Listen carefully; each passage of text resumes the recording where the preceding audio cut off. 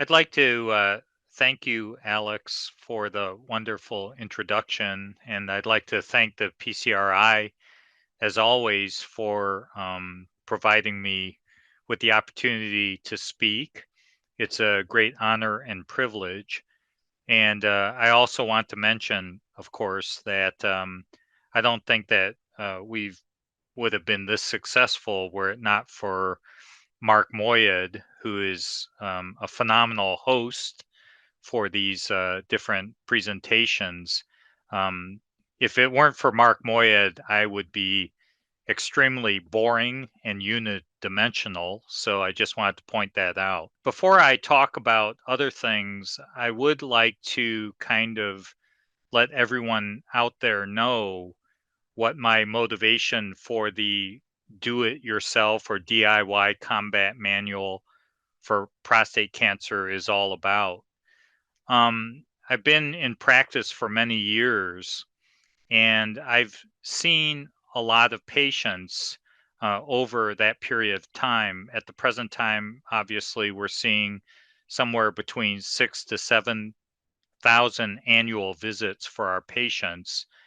And I've learned a lot of lessons over that period of time. When I first started out, as a physician, I would come crashing into the room and I would have exchanges with the patients, and often, patients would be very disappointed. They'd say, you didn't spend enough time, you didn't talk about these various things. And I could tell that patients were very upset because when a patient comes to you, they're entrusting that you will spend a lot of time with them. And I think that they feel like you should know that their life hangs in the balance. And they're hoping that you're going to be able to treat their situation with the appropriate amount of seriousness that it really requires. Over the years, I would say certain things, and patients would say, I don't understand what that means. I don't understand what that means. What did you mean by that? That sounded very dismissive, so forth and so on. So after doing this for many years, I finally realized that we have to have a better solution. And especially now when patients are going to their physicians don't have time for them. And a lot of physicians say things that they don't explain. I just thought that it was very, very, very, very important to fill in all the blanks and try to make it possible for patients to understand what the terminologies are, what the treatments are all about. Um, I basically wanted to answer as many questions as possible by doing this DIY video series. And actually, the source of everything that I provide in these presentations is really generated based on interactions with the patients. I try to remember, patient asked about this and wanted further explanation. So I try to incorporate those into my various presentations. And it's been a real privilege and honor to put these talks together for the PCRI.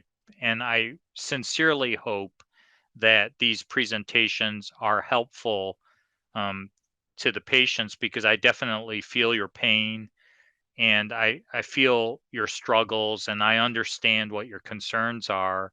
And I apologize for any times that I have personally come up short as a physician when I interact with my patients. Um, Obviously, the other motivation behind the combat manual is the fact that there's a lot of information out there, and sometimes it's hard to adjudicate what's good information, what's bad information, what's true, what's false, so forth and so on, what's new and what's old. These are all things that, we don't get a chance to explain with our short interactions that occur in the clinic. So the goal of my DIY series is really to provide a 1 or 2 or 3 hour free consultation for any man that is dealing with advanced prostate cancer. I hope that it is useful. It's useful to all of you, and it's been really a lot of fun to put this together for everyone out there. Finally, I just want to say one thing. I have had a number of patients over time that have come to me, and they come to me out of disappointment or anger, sometimes with their local providers. And that has also been a huge inspiration or motivation for me to put together this series. Specifically, the one thing that always really upsets me is when a patient is told that there is no hope, there's no prospect for cure. There's, this is all we have to offer. Get used to it. Don't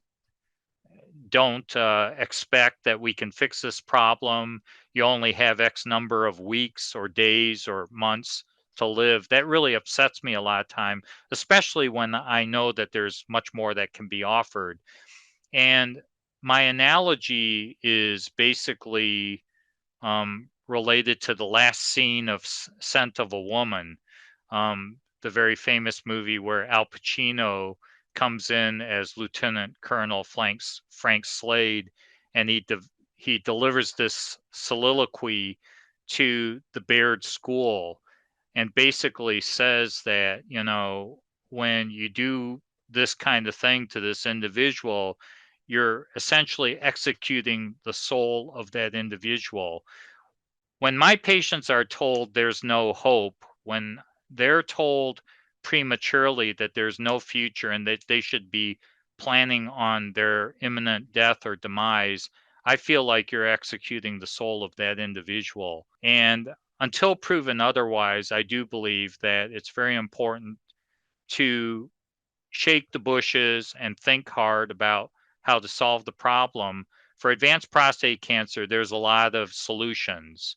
And I feel that it's very important to tell patients that there's a lot of hope, because oftentimes there's a tremendous amount of hope, and there's a tremendous route you can take with the patient that can provide many, many, many years of additional high quality of life.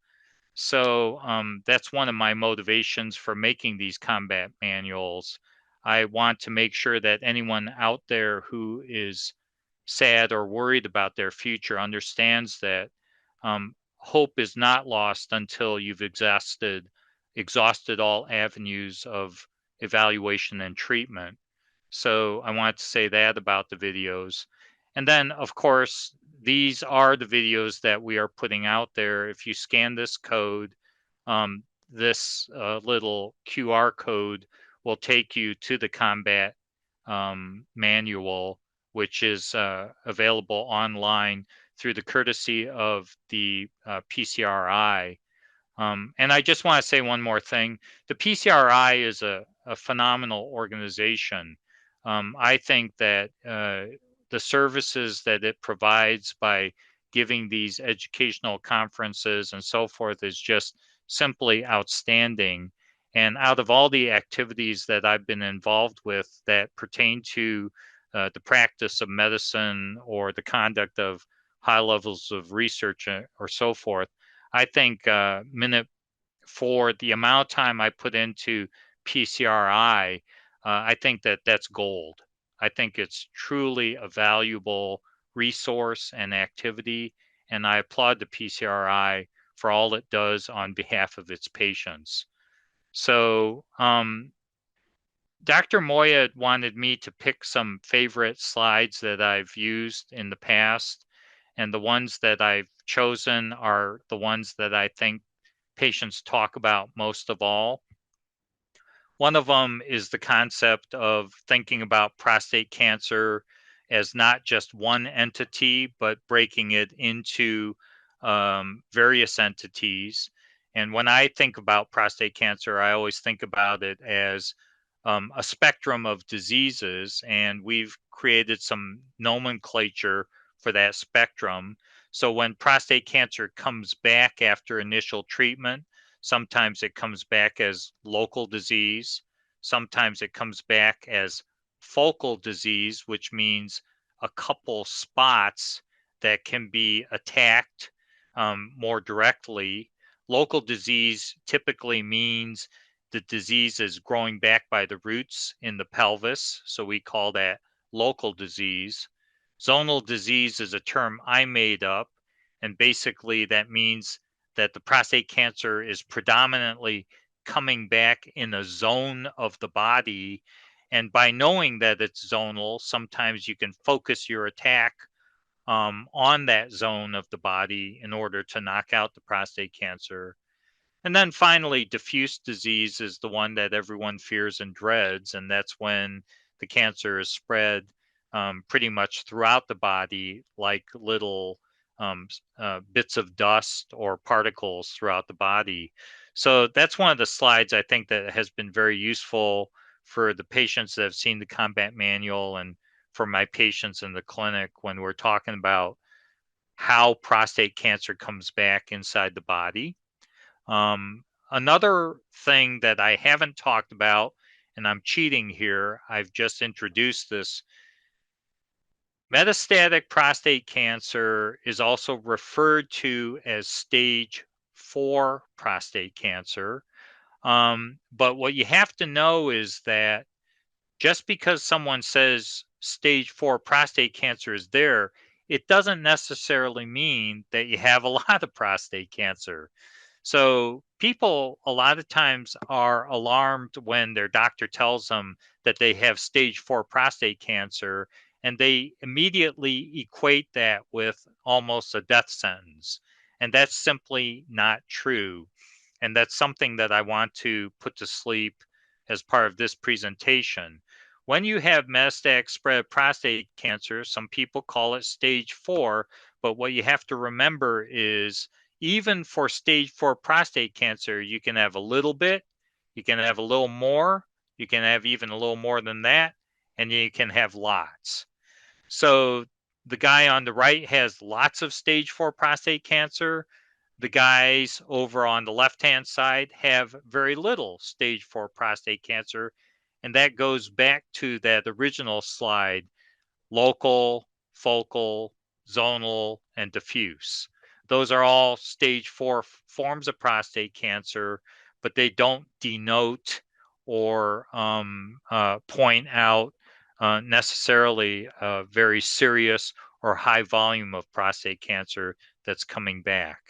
Okay, so here's another slide from my previous talks that I think patients have enjoyed.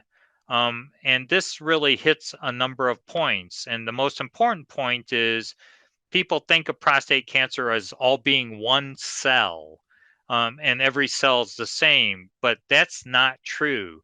So the idea that all the prostate cancer cells are identical came from the clonal model of cancer progression that was talked about back in the 90s. And the idea was every time a prostate cancer cell replicates, it makes another prostate cancer cell that's identical. And when it spreads, all of the sites that spreads to, the metastases or the sites of spread, are all composed of identical cells as the original prostate cancer tumor had within. And that's just not true. The reality is that prostate cancer is heterogeneous. And every time a prostate cancer cell replicates, it makes different cells. And every one of those cells can spread and make another batch of different cells. So prostate cancer, by definition, is genetic instability that is going wild, okay? So every time a prostate cancer cell divides, it can make a different cell. And because of that, it's hard to manufacture or create one drug that is going to hit all of these cells. So that is why it's very important to realize that you're not targeting one type of prostate cancer cell when you're treating. You're targeting a multiplicity of cells that are constantly changing. And for that reason, you should generally use either a strategy that's going to address all of those different types of cells, or you're going to use multiple treatments that's going to try to encompass all of those different types of cells. So in our world, one of the things that we've been working on originally was immunotherapy, because immunotherapy really capitalizes on a bunch of different cells that look foreign to the body. And the weirder the cancer gets, the more foreign it looks to the body, and therefore the host immune system can target the cancer eventually. So when you have this level of heterogeneity, the tumor starts to look very foreign to the body, and it increasingly becomes a good candidate for immunotherapeutic treatment. And immunotherapy, of course, means using the immune system to attack the tumor and then kill it off. And as you are familiar, I'm sure there are several forms of immunotherapy that are very effective against other malignancies. Those include the checkpoint inhibitors, such as nivolumab, which is Opdivo, pembrolizumab, which is Keytruda, and ipilimumab, which is Yervoy. Those are all forms of checkpoint inhibitors that are used to treat a lot of other malignancies and that are often useful for prostate cancer, especially in late stages of disease. Dr. Moyad also wanted me to definitely include these slides. These slides are all of the current systemic forms of therapy that are available for treatment of advanced prostate cancer. And I took quite a bit of time to assemble these slides and to make sure that I had on the slides all of the different names of the drugs, because it's quite confusing. It's so confusing, as a matter of fact, that the first time I ever showed these slides to anyone, even our residents in training here at Mayo Clinic said, "Oh, could I have a copy of those slides?" Because there are so many names, there's so many different drugs and compounds out there that's useful to have them all on one slide as a reference. So this is the list of all of the therapies that are now available as of 2024 for the management of advanced prostate cancer, meaning prostate cancer that has spread outside of the prostate into other parts of the body. These are all the systemic treatments that are available, and I won't explain those. Those are all explained in the combat manual presentations I've given previously. These are all the directed forms of therapy that you can use for the treatment of prostate cancer. So a directed form of therapy means that you're targeting a region or a part of the body that has prostate cancer in it. So for instance, if you see prostate cancer that's growing on the bone or in the lungs, you might be able to use some of these different directed therapies to go after that cluster of disease with the intent of wiping out that disease. So believe it or not, we have patients that will have a couple spots in the chest, and our chest surgeon will come along and pluck those out and remove them. Other patients will have a spot on the bone, and sometimes our radiation guys will target that spot on the bone. Other times, our cryotherapy guys will stick a needle in that spot on the bone and freeze that area. So those are what we call directed forms of therapy. And increasingly, directed forms of therapy have been demonstrated to be extremely effective and very viable options for treating focal or oligometastatic or even zonal areas of prostate cancer involvement that are identified on a PET scan. Okay? Finally, this slide is basically just our list of how we follow patients. And as I've mentioned in previous talks, I think it's very important not only to concentrate on how you're going to treat the disease, but also to talk about how you're going to follow up. Follow up is the most important. No matter what anyone does to you, you can never be 100% sure that the cancer is gone forever. We have patients that we've treated who come back 25 years later and they have recurrent prostate cancer. So it used to be that, we used to tell patients, oh, you're 5 years and out, you won't have prostate cancer come back. That's old fashioned. That's no longer true. There's no finish line here. The bottom line is once you've been treated for prostate cancer, you probably are going to require some form of follow up to make sure that the prostate cancer is not coming back. And as I have tried to explain in the past, that follow up should typically include blood testing for PSA, but also imaging because not all forms of prostate cancer come back with PSA in the serum. More and more, we're finding in my clinic that many forms of prostate cancer actually come back but do not produce any form of PSA in the bloodstream. So I would say somewhere between 12 to 20% of patients we are seeing will actually have visible cancer on their PET scans with no evidence of rising PSA in the bloodstream. So it is imperative that you use imaging in combination with PSA follow-up at regular intervals to keep track of your status after you've undergone some form of therapy for your advanced prostate cancer. And I think that's all the slides. So hopefully that's a good start to today's discussion. Dr. Kwon, it's your BFF, your brother from another mother. You know who it is. Your best friend, Dr. Moyad. I'm so glad.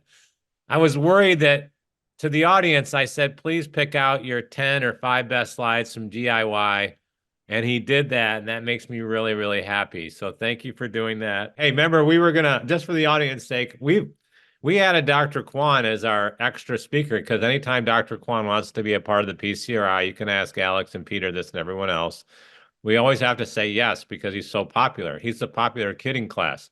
So when the popular kid in class wants to be a part of your group, we can never say no. But I said, I know you don't have time this time to do a presentation. And when we talk off hours, because what people don't know about Dr. Kwon is he'll call me all the time at 6:30 or 7, just randomly. And I think he always thinks I'm going to answer the phone, which I actually always do.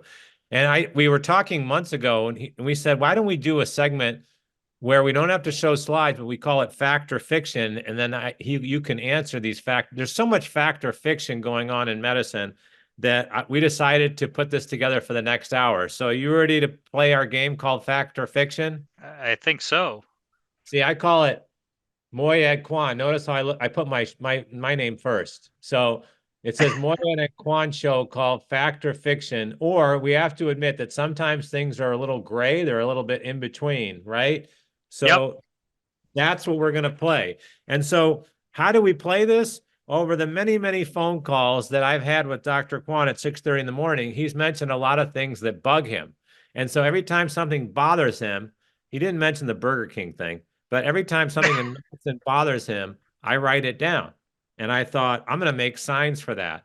So now let's go through the signs that you've never seen that I've created based off of our conversations because I'm so dedicated to your work and that of the Mayo Clinic. All right. And by the way, thanks for the great introduction early on and your checks in the mail from me for saying those nice things. Thank you. All right. The first one, you were not fair. You touched upon during your talk, but I want you to talk about it again because this is one of the first ones of fact or fiction that made you and I wacky. Here it comes.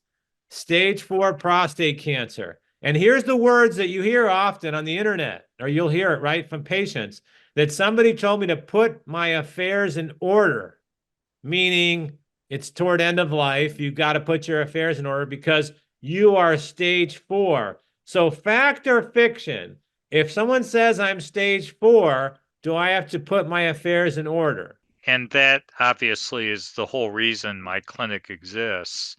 So if you have stage 4 prostate cancer, it does not mean necessarily that you're incurable. It doesn't necessarily mean that you're even all that sick.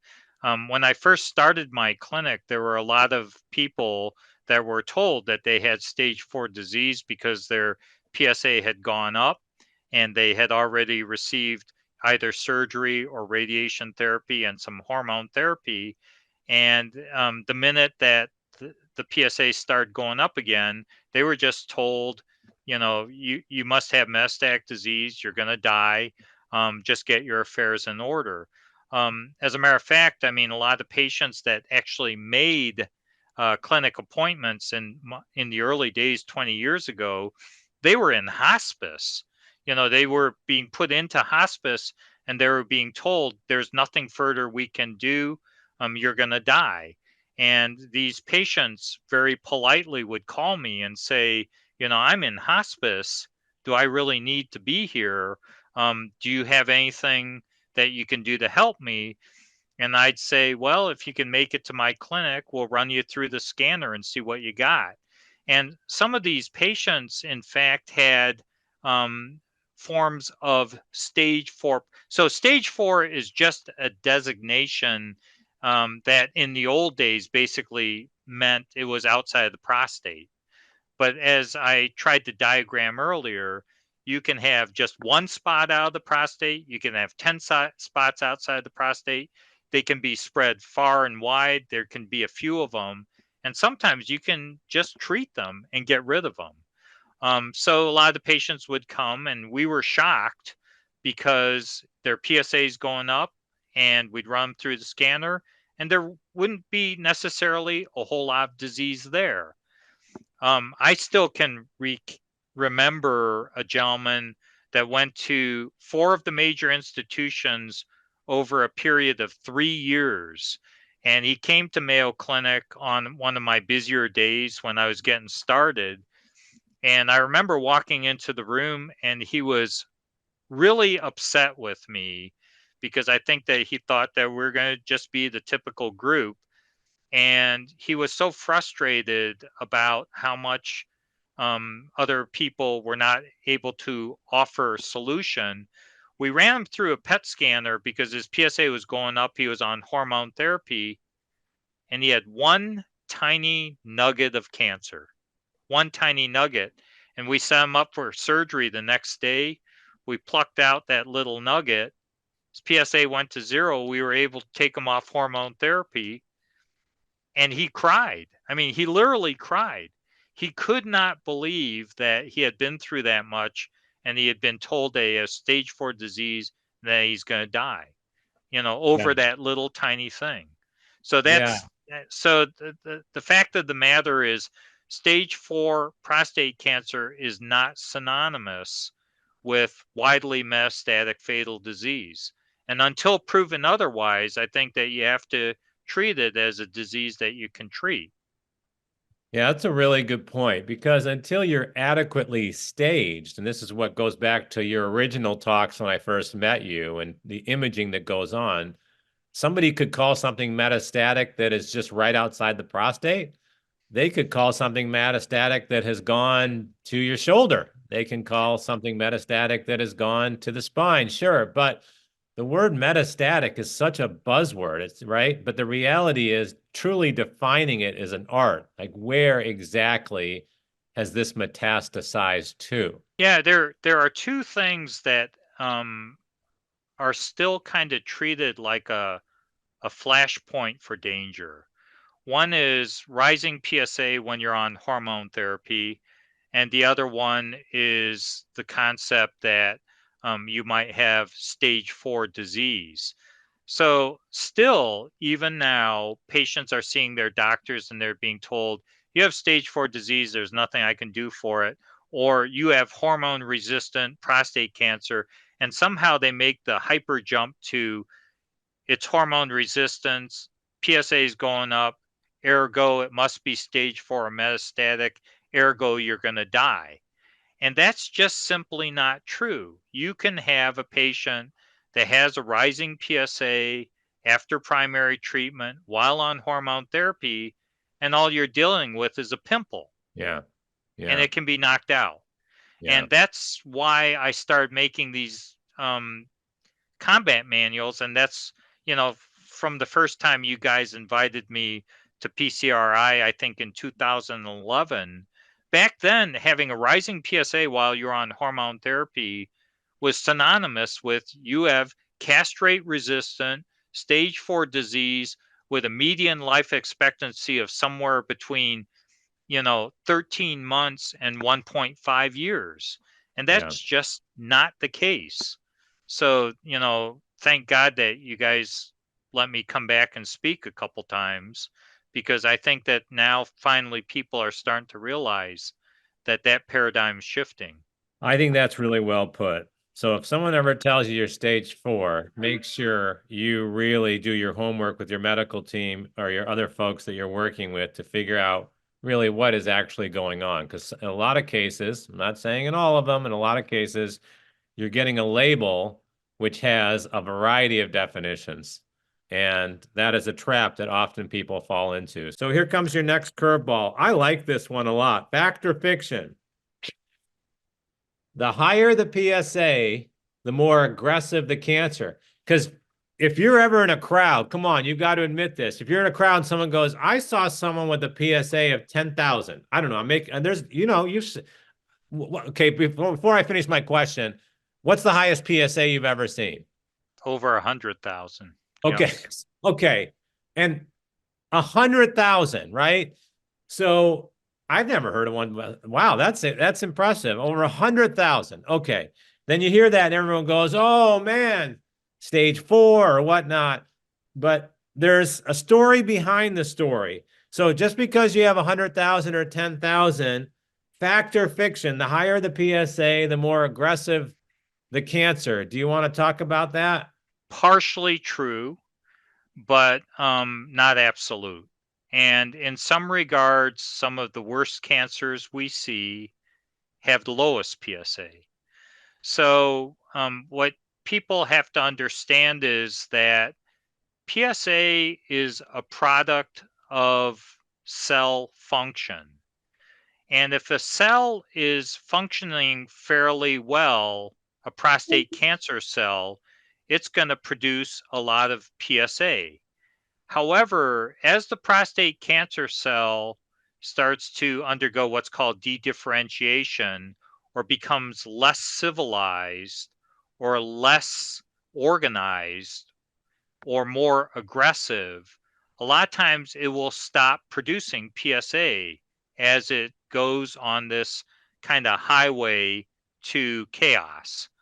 So, what people have to understand is that a guy that's standing there with a PSA of zero point 0.4 with a history of Gleason 10 prostate cancer, he could be in more dire straits than a guy that's sitting there with a PSA of 120 and a Hmm. Gleason 7 prostate cancer.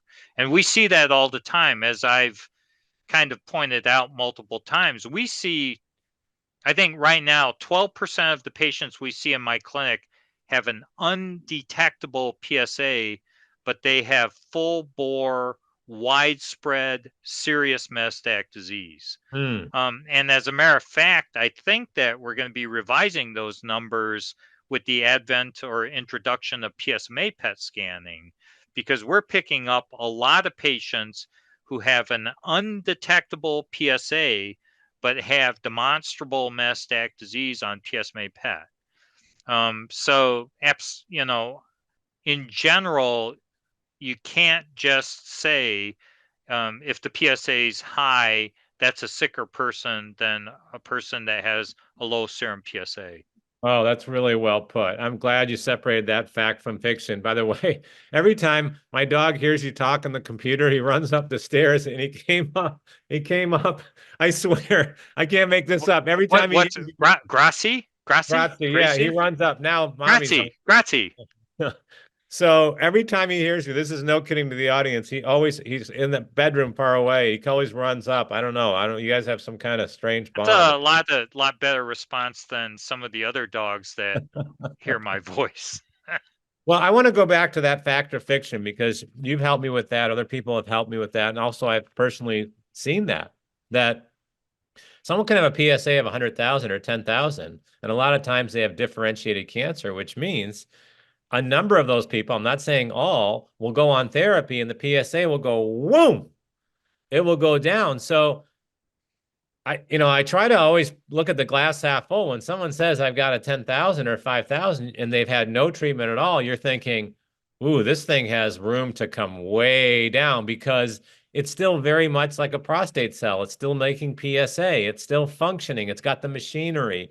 So I'm really glad you separated that out because you see a lot of people with very low PSAs that have cancer in a lot of places because the prostate cancer cell itself is no longer acting like a normal cell. It's acting like a strange factory, right? Yep.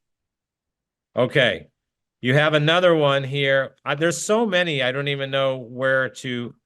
I'm gonna come back to PSA for a second, but this is fact or fiction. This is another one you texted me that I forgot to make a sign. There was so many you texted me, and that is you kind of answered it already based on this PSA. If my PSA has been not moving for years and years, or is undetectable for years and years, and I come to see you in the clinic, everything should be fine, right? Because I've had an undetectable or a PSA that's just not moving for a long period of time. What say you? So we're trying to understand this a little bit better because you don't want to necessarily make a blanket statement. In Right. general, I try to get across the point that you can't rely on your PSA alone if you have a history of prostate cancer, period. Yes. So Got it. basically, if you have an undetectable PSA, I personally think that you need to get some form of imaging to really know if you are out of the woods at that particular point in time. If you've got a fairly complicated history, I think the risk is much higher that you could have active disease that's spreading even without a detectable PSA. Meaning, for instance, if you've been on systemic therapies for known metastatic disease previously, you can't rely on your PSA to tell you where you're at. If you're simply a patient that had your prostate removed Yeah. and your PSA is remaining undetectable and you haven't had radiation and you haven't had hormone therapy, then chances are you're not going to see metastatic disease. You're and the PSA is going to be more reliable to tell you something's happening. But the bottom line is if you've had systemic forms of therapy or radiation or hormone or whatever, and you haven't been imaged recently, you can't rely entirely on your PSA to tell you you're out of trouble. And for Yeah. those patients, when they come see us, we automatically get a PET scan on them the minute they come see us. Yeah, it's the more treatments you've had, the more you've gone through treatment, the more you can't rely on just PSA as telling you how you're Absolutely. That's the doing. best way. Yep. To phrase it. Okay, I should not ask for a second opinion because it could insult or upset my physician or medical team who is treating me right now. Fact or fiction? That's just false. I mean, as a patient, you have rights. And I think one of the rights is basically to ask as many doctors as you can to find out what's going to be the best care for you. And to some extent, I have to say that if a doctor gets bent out of shape because you're going to ask for a second opinion, that may not be a good fit right off the bat. Um, you know, and I have to be honest, when a patient sees me and spends a lot of time and then says, well, thanks for the information, I'm going to go see someone else. I always feel bad about it because I feel like I didn't deliver the definitive answer that, kind of would put them to peace or put them at peace. But at the same time, I think that it's important to realize that it's not about me. It's not about my feelings. It's about the patient. These patients are fighting the battle of their life. And I don't think, I think they should be courteous, obviously, but I don't think that they should worry about hurting the feelings of doctors. I think that they need to get the information they need. I mean, you still hear that today. I'm worried about what so and so is going to think or so and so on the team. I don't know if it conjures up thoughts of 30 or 40 years ago, where what do they think that they're going to stop treatment or stop being nice to them? I understand, but that's an obstacle to There's break. there is There, practicality to it. The problem I think with a lot of patients is they belong to networks, or they're in a location where there's kind of a limited array of people to work with, and they fear that they're going to somehow alienate themselves from immediate care, and that's yes, always something that we have to be sensitive about. But at the same time, I don't think that a patient should ever compromise, the decision making just simply based on the fact that one doctor says do it my way or hit the highway. I yeah. think that that's wrong.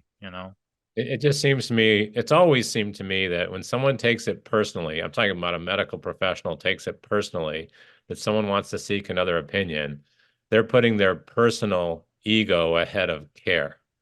Because it's a blow to their ego, but at the same time, don't you want what's best for the patient? You want them. If you're so confident in your skills and you're so confident in your ability, you want them to go out anyway and say, okay, see what else you can find. And if you can find something else, great. The opposite way of thinking of, hey, I own this arena has always, maybe because my dad was such a good doctor, but it's just such a bizarre way of thinking for me. I just have to get that out. Well, I'll be the first to admit that I have an ego, and Yeah. I'll be the first to admit that there are probably times where I come across that, it's kind of like I'm right, they're wrong. Um, I think that I think that patients need to distinguish, though, between their doctor getting bent out of shape and having an ego versus making a good informed decision. Yeah. Making a good informed decision is the right of a patient. And there should be nothing that deters that. It doesn't matter if Dr. Kwon likes you or doesn't like you. It doesn't matter if Mark Moyad likes you or doesn't like you. Um, it's a matter of, is this the right thing to do for you? And is this the best medicine for you? And I think that nothing should ever stand in the way of that. So, I always feel bad because, I'll come out of a room and I'll say, well, I felt a little bit egotistical or a little bit biased when I said things or whatever. And certainly I've had patients that have come back and said that directly to me in one form or another. But I think that, like I said, as long as the patient is getting a level of care that they're comfortable with, and which is reasonable, I think that's the most important thing. This is so much fun because you don't know what's coming. So I have a lot of power here. It's almost like I'm the person who can decide whether or not you get a Whopper and fries, not you. All right. You're kind of like that egotistical doctor, really. I mean, yeah. Exactly. Okay. Okay. I Good. got to show ego somewhere. So I'm showing ego as a host. Yeah. When an insurance company says no, or they quote unquote deny, there's almost nothing you can do at that point because that's too big of a juggernaut. That's too big of an obstacle. Fact or fiction? I think that's fiction. I think that the bottom line is that there are methods of appeal. And I do think that the more you appeal and the better informed you are, the more likely you are going to be able to bring the insurance company around to seeing things your way. Um, I've seen a lot of different patients have to deal with this. Some Yeah. of them have dealt with it successfully, and some of them have been unsuccessful.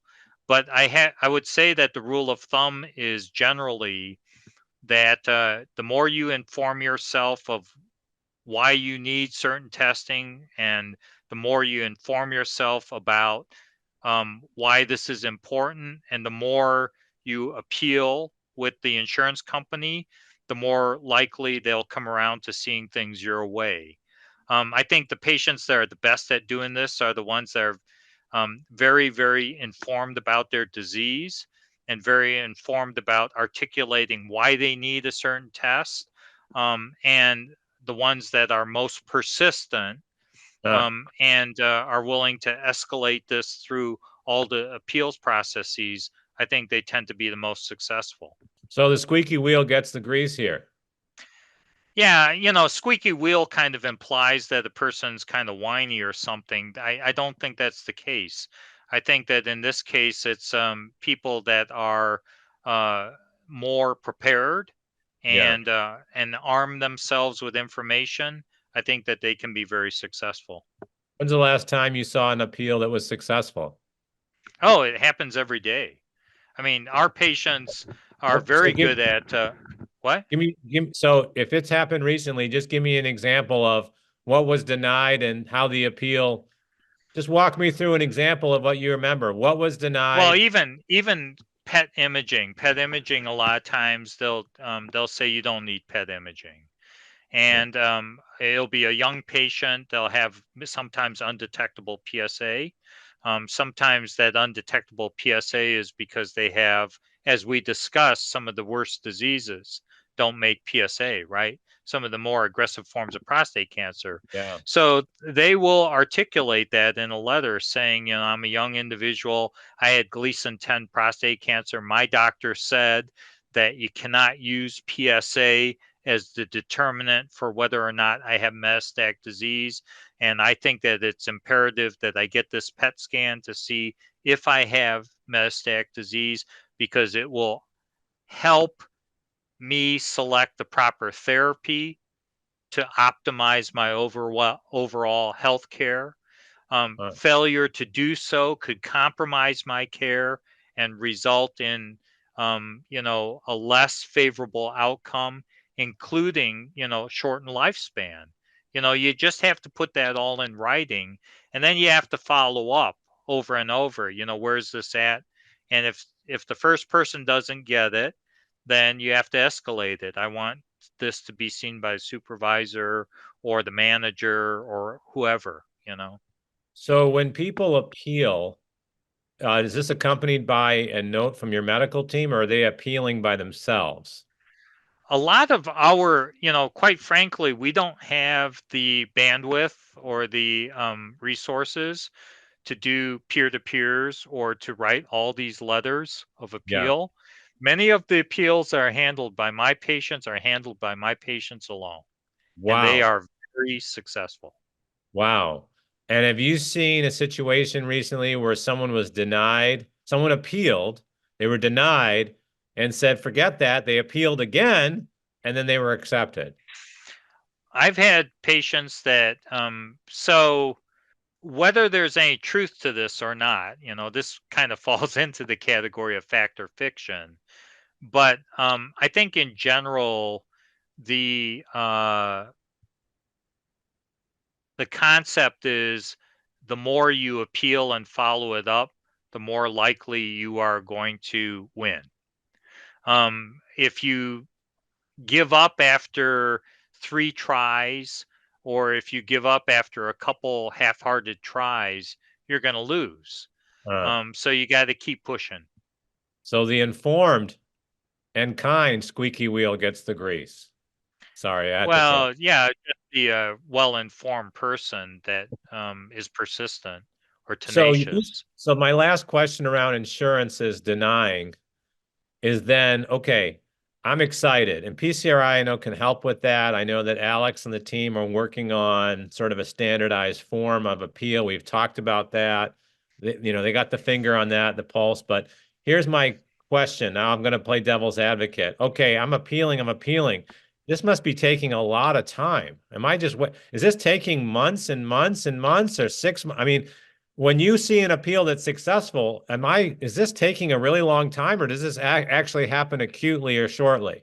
A lot of our appeals center around imaging or treatment, but most of the patients that are very aggressive about these kinds of things, they will usually be able to get the matter resolved within weeks to Well, maybe a month and a half.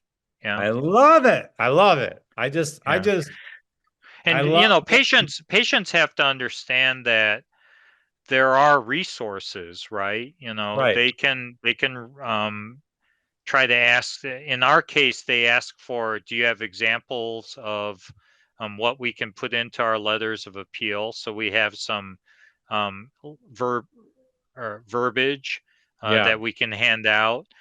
We can also tell patients, especially if it's a fairly egregious type of situation, that they can always speak to representatives in their state. Yeah. And sometimes that's very, very successful. But for the most part, it's just dialing the insurance company and trying to reach the right person. Yeah, I love it. I love that you see appeals all the time and you see successful appeals because I know there are a lot of denials, and that just makes me happy. I mean, we're learning, just like the DIY series that I Yes. make. Virtually everything I do, I learned from my patients. It's not Yeah. vice versa. So we just listen to the patients and we see how they do things, and then we try to share that. One of my private goals, I'd love to see this, and I know PCRI is going to take care of it, is that when people run into a problem of a denial, they can come to the advocacy group and they can get the pieces of the puzzle of how to put those pieces together to get the right picture on how to get a successful appeal won. And I just think for people watching today, the fact that you see so many appeals that are successful, and the other point you made is it's generally primarily driven by the patient, is just an awesome, awesome answer. And it's true. And I just want to say this very carefully, but it is true. Patients have a lot of reason to be unhappy when something gets denied. And I think that there are wheels turning in that arena. I know that Congress is visiting the concept of pre-authorization. And that's for a reason, because at least to some people, pre-auth seems to be a mechanism of putting up a barrier. And I think Congress is looking at this kind of stuff and saying, well, these barriers should not be existing, or these gateways of handling who gets what, they should not be there, Right. because it's just an impediment to good care. Likewise, I think that certain insurance plans are getting certain amount of attention directed towards them, because there's a general feeling that certain kinds of policies or behaviors are unacceptable. So a patient shouldn't feel shy about this, and a Right. patient should not feel like they're doing something wrong because they're outraged because they didn't get something. They may very well be in the right. And this whole idea that, the person on the other side there, the gatekeeper, is some brilliant scientist who's adjudicated all of this information in medicine, and they know what's right and they know what's wrong. That's simply not true. Yeah. There are very few people that are in that capacity. And the reality is, usually when patients are arguing for something that they need, typically they are in the right and they should behave that way. I have to leave it at that. I could not have said that better myself. I love that segment. That was my favorite fact or fiction that we've done. All right, here's one that you threw out to me. I didn't even ask you why you threw this out to me, but I can understand why you made it a fact or fiction.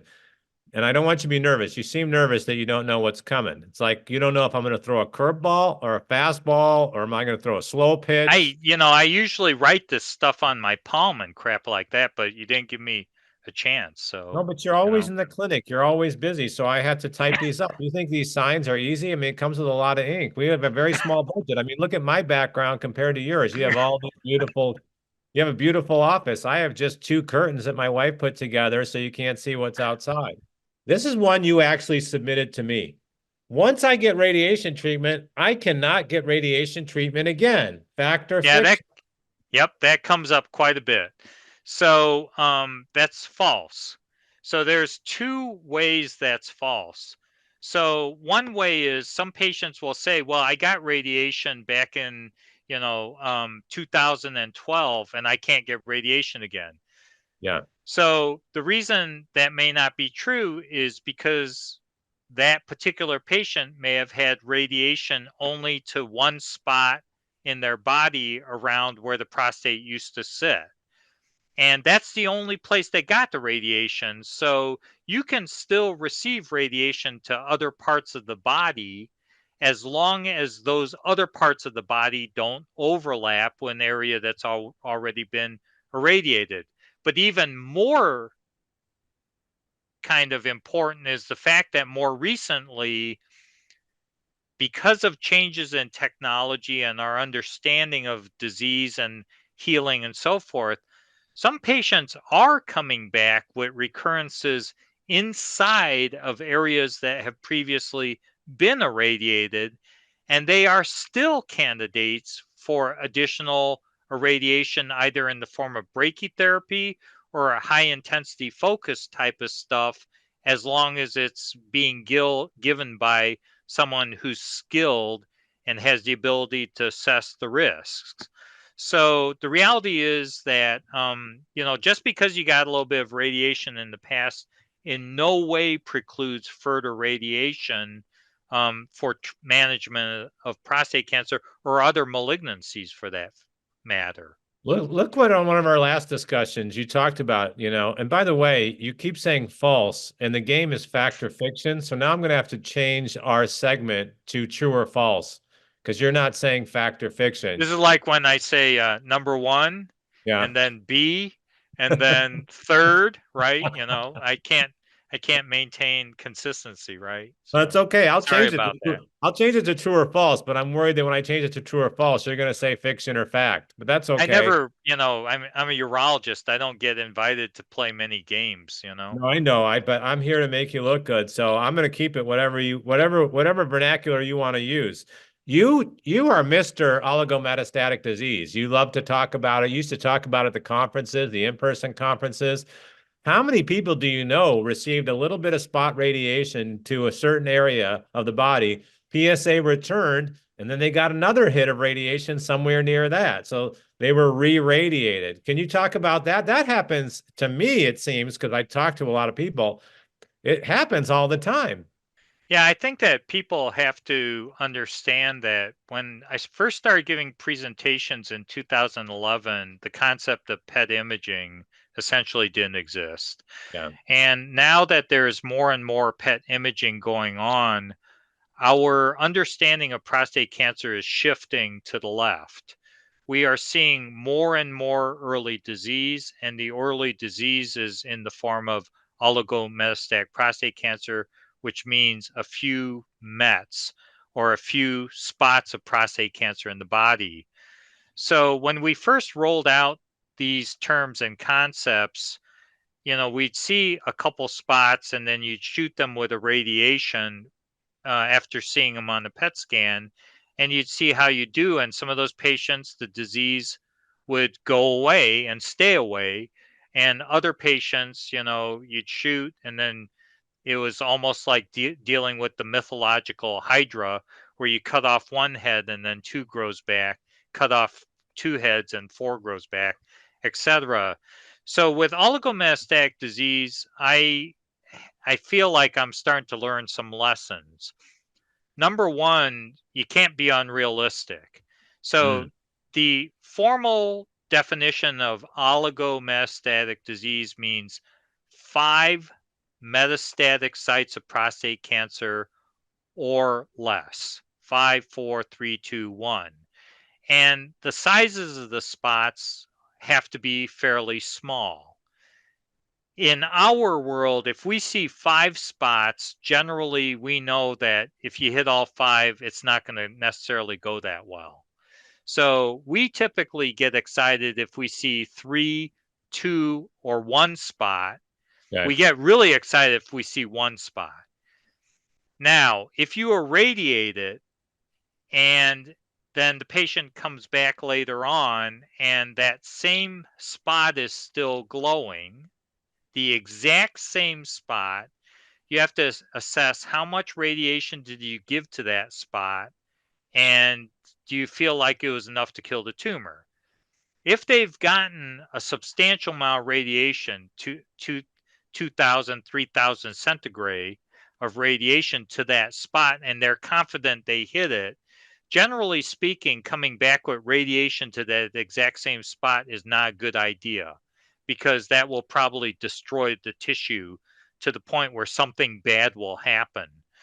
On the other hand, if the area of recurrence is just off to the side, like on the edge of the original spot, then it Mhm. may be a good idea to give additional radiation to that area, with the understanding that that edge was not appreciated at the time of irradiation and therefore did not get an adequate dose. Where I think it kind of falls off the railroad tracks is where, a guy had 3 spots, you shoot 3 spots, and then next time they come back and they have 5 spots in different locations. I think that it's probably not a good idea to keep chasing multiple spots with repeat irradiation. I think that the repeat irradiation is really best for either one additional spot that shows up over time, or something that's in proximity to what you already hit. It makes sense, but then again, I think of one scenario that I wonder from your standpoint when it comes to oligometastatic, if you like to see fewer spots that you can radiate or re-radiate, whatever, and it's 2 or 3, do you like to see the 2 or 3 close to each other in the same neighborhood? Let's say they're in the same street. Or do you like to see 1 or 2 or 3 separate from each other in separate spots? We're okay with three separate spots, widely distant, but you have to factor that into, what level of risk you think the patient has for other spots. Yeah. So someone that has a tight cluster of metastases is probably a different patient than one that shows up with a shoulder blade and a cervical spine and a pelvic lesion, because those are way far apart from each other, and it's pretty easy to envision other breadcrumbs in between those spots. And how do you feel about not only someone being re-radiated to an area that already received radiation, but let's say now you're going for, and you know these scenarios. I know a doctor right now going through this scenario, and now it's his third time. He's been able to hold off systemic therapy for years, and now it's the third time PSA is rising near that spot. What if they don't want to do radiation as a re-radiation? What if they want to do something that's more in the lines of cryotherapy or something else that can freeze We it? we Or have guys that will have a solitary spot on the sacrum. I know this yeah, with the sacrum. Sacrum's a very complex bone. It's got a lot of interstices and crooks and crannies and stuff like that. So we've had guys that have gotten stereotactic irradiation to a spot on the sacrum, and then it comes back again, and they get another dose of radiation to clean that up. yes. And then the third time it comes back, and they say, well, we can't give it any more radiation, or something bad's going to happen. So we send those patients usually to our neuro interventional radiologist, and he can either use cryotherapy Okay. or thermal therapy to Okay. try to go after those sites of recurrence, not using radiation. Yep. And by the way, where's my And we do sacrum? see we Where's do my see sacrum? your sacrum, I have no clue. But most people's sacrum is located, that's where it's on the back of your butt. I just didn't know Yeah. when you start throwing thermal energy or cryo in these areas like the sacrum. I interrupted you, but you do see success there 3 or 4 times. You do. Yeah, we have a gentleman named Jonathan Morris here at Mayo. I think he's one of 2 neuro interventional guys that does tumor ablations, and he can oftentimes get into those bones and do corners and crevices. It's unbelievable. I That's don't cool. even know how he does it, but he can get around the corners, and a lot of times he can do stuff that they can't deal with radiation Yeah, because the sacrum oncology. is it's the sacrum itself, and when you look, it's geographically intimidating, Oh right? yeah, It's like you yeah, say, it's it unbelievable. looks like a Yeah. bad moon landing. It's just wow. I mean, so that's really cool that you have that option, and I know other people can give that option when it because you can't keep delivering radiation to that spot over and over again. You got to come up with something different. So I love the idea of using one of those therapies. And we Cool. also have a soft tissue guy, Dr. Woodrum here, and we have several of them, Dr. Woodrum, Dr. Atwell, but they can go into areas that have been irradiated, and they can oftentimes deliver either cryotherapy or thermal therapy or some other form of ablation, chemical ablation, to Yeah. wipe out these lesions. So yeah, it's pretty amazing. We receive a lot of that kind of mail for people that have been re-radiated to a delicate area. And now what are my options? So I hope people hone in on that segment and what Dr. Kwon said, even though he's not using the words fact or fiction, but true or false. You're going to love this. I keep saying that for everyone because because I made the sign. So you have to love it. Chemotherapy for prostate cancer is rarely needed today and has too many side effects. Fact or fiction? So that's fiction. And that's a big fiction underscored. Big fiction. So, yeah, I mean, chemotherapy is often needed, and it's rising up the menu as a form of treatment for prostate cancer. So, in our world, and I think I pointed it out in some of those slides that I provided at the beginning. Yeah. You can have stage 4 disease. If you have a little bit, you can deal with it one way. When you have a fair amount of prostate cancer, the gold standard now basically is triple therapy, which involves chemotherapy combined with hormone therapy, that's androgen deprivation hormone therapy, Lupron, Eligard, those things, plus what's called ARPI, androgen receptor. I don't know what the ARPI stands for.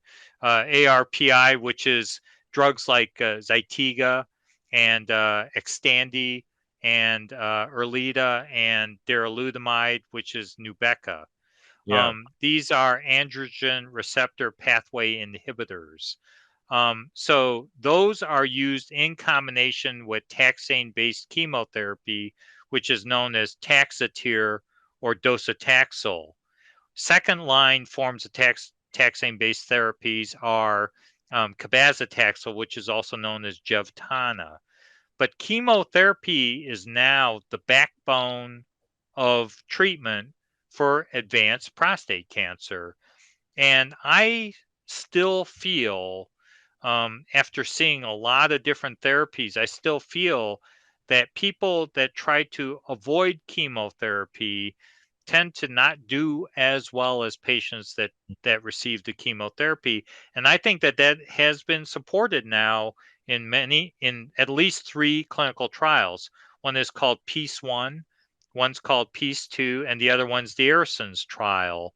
And they pretty much clearly show that you got to give chemotherapy with hormone therapy with an ARPI to get the best outcome. Prior to that, there was already studies that showed that chemotherapy should be used in combination with hormone therapy. That was the Charted and Stampede trials, and those showed that chemotherapy definitely enhances the impact. And the reason behind it, and that I brought that up in one of our previous uh, combat manuals, chemotherapy kills cells. It doesn't suppress them. Hormone therapy and ARPIs are known to suppress prostate cancer. That means put it to sleep. But chemotherapy actually poisons those cells, it causes them to die. And when you use chemotherapy in combination with these other drugs, they tend to, you got to think of it as like a mean Chicago fight. It's like poisoning someone and suffocating them at the same time. You're going to knock out more cells. Okay. Oh, So there's absolutely no dispute. chemotherapy is very important for the treatment of advanced prostate cancer. And in terms of side effects, every treatment has side effects. Every Yeah. treatment. Chemotherapy can induce neuropathy. It can induce fatigue. It can have impact on your bone marrow. And then there's all the, loss of hair and appearance and stuff like that. You don't want you don't want to try. These are not trivial things, but you can also mitigate against them. So a person that's getting chemotherapy, if they do cold treatments, ice cold treatments of their hands and their feet, you can mitigate against neuropathy. If you Yeah. want to hang on to your hair, you can wear an ice cap. Yeah. There's a lot of maneuvers that can be used to make the side effects of chemotherapy much more palatable. So now let me play devil's advocate. Dr. Kwon, okay, you're pro chemotherapy. Who wants to go on chemotherapy for years and years and years? How long am I taking this stuff? So chemotherapy is given IV once every 3 weeks. And each time you get it IV, it's called a cycle. And generally speaking, for most patients with advanced prostate cancer, you're only going to get 6 cycles total. So the Bingo. therapy is going to be done within 18 weeks. More importantly, something that's really important, chemotherapy that's used for prostate cancer bears no resemblance to any other forms of chemotherapy that are used. Mm, So, chemotherapy for colon cancer, Folfox, Folfury, chemotherapy for lung cancer, cisplatin etoposide, chemotherapy for lymphoma, R-CHOP, and all those things.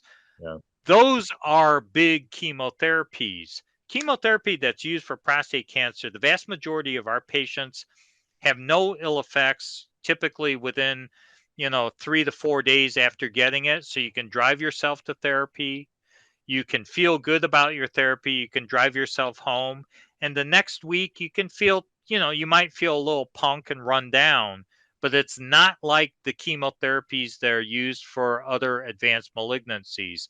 So I always tell my patients it's like the difference between vodka and a light beer. The treatments for prostate cancer are like the light beer compared to the big chemotherapies that are used for big malignancies, which are like, taking swigs of vodka. Yeah. Wow. That's an interesting alcohol analogy. Yeah, I I don't drink, so I don't know if it's any good. it's okay. Yeah, It's kind of overrated. yeah. So all right, but that's an important point because people are on these hormone therapies for a decent amount of time, but they're only getting, in general, the average is 6 treatments of chemo and then it's over, right? However, now I'm going to play devil's advocate again. Okay, yeah, I can kill some cells with chemotherapy, Dr. Kwon, but I might have a bunch of cells with mutations. They've got different types of mutations. And I heard chemo doesn't do anything against any of these mutations. Fact or fiction? That's fiction. So sometimes the more mutated cells are actually more targeted by the chemotherapies. Chemotherapies in general work by intercalating or interfering with DNA and replication processes. And if cells have lots of mutations, a lot of times they're even more vulnerable to chemotherapeutic treatment. Some of the angrier cancers, in fact, respond very well to chemotherapy and not at all or very little to the hormone manipulations. Okay, I love that. And then devil's One, advocate. oh, I wanted to say one more thing. Sure. With young patients in my clinic, I can almost guarantee that if you ask a guy, which do you prefer, the hormone therapy or the chemotherapy, almost uniformly the patient will go, I'd be happy to be getting this chemotherapy. Can we quit the hormone therapy? Mm, I mm, mean, hormone therapy is not without side effects, as yeah. everyone knows. As a matter of fact, a lot of patients, they would like to discard the hormone therapy if there's a chemotherapeutic solution, because chemotherapies for many of our patients is not that bad. Really well put. I love this talk about the factor fiction with chemotherapy. All right, that makes me think of one other thing that comes up with chemotherapy that's out there in the internet sphere all the time. If you read a lot of papers, it says chemotherapy is really good for high volume metastatic disease, but for low volume, we're not so sure. What do you do with that? Yeah, so a lot of that data came out of clinical trials for advanced prostate cancer. And a lot of those clinical trials were heavily biased with large populations of men with lots of disease. So when they crunched the statistics and they said, where's it working? They said it really works on lots of prostate cancer in these very sick individuals, but maybe it doesn't work so good or as well on guys with just a little bit of cancer on these trials. But one of the things about those trials is that the numbers of patients that had little bits of disease, the overall number of patients participating was relatively small. Hmm. So the statistical powers to discriminate whether it's effective or not weren't all that great. So based on that, people said, well, it may not work so well on smaller amounts of disease. So that's part of where that came from. Um, the part that I find very confusing is it seems like everyone's got different definitions of small amounts of disease, Yeah, right? So, if I have a guy that walks in the door and he's, 50 years old and he has Gleason 10 prostate cancer and he has spots on his lung, um, to me, yeah, it's a small amount of disease, but looks bad. yeah, And I think that you got to be aggressive in terms of treating it. If it's a patient that comes in, and I've literally faced this. I have a patient, he's got 15 spots on his PET scan, Gleason 10 prostate cancer, 45 years old. And I say, you need chemotherapy. He goes back to his doctor, and doctor says, no, it's small volume.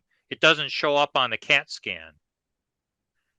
And you sit there, I'm dumbfounded because, you know, you got 10 spots.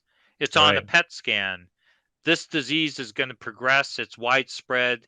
It obviously, to me, denotes a serious situation, but they're using these definitions. Well, you can't see it on a CAT scan, therefore it's small volume.